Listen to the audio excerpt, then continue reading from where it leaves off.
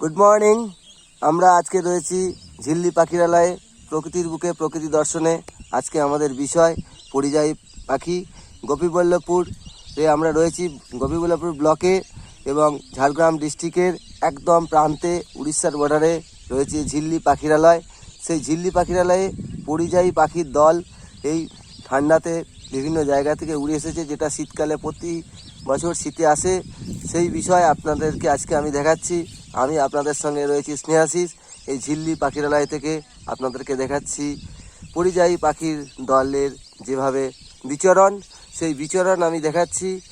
কি সুন্দরভাবে দেখুন, এবং আওয়াজ আপনারা পাবেন, পাখির যে আওয়াজ, কিচিরমিচির আওয়াজ, এবং সুদূর সাইবেরিয়া বা আদার্স অন্য জায়গা থেকে উড়ে আসে এই বিভিন্ন পরিযায়ী দল। সেই পরিযায়ী পাখির দল আজকে আপনাদেরকে দেখাচ্ছি।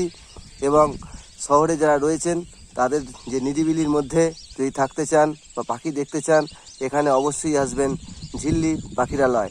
গোপীবল্লভপুর ব্লক এবং ঝাড়গ্রাম ডিস্ট্রিক্টের সবথেকে দুর্দান্ত জায়গা ঝিল্লি পাখিরালয়। এরপরে আপনারা যেতে পারবেন হাতিবাড়ি, উড়িষ্যা, ঝাড়খণ্ড এবং বাংলার বর্ডারে, যেটা আমাদের সুবর্ণরেখা নদী। সেই সুবর্ণরেখা নদী দেখতে পাবেন এই হাতিবাড়িতে। তো ধন্যবাদ।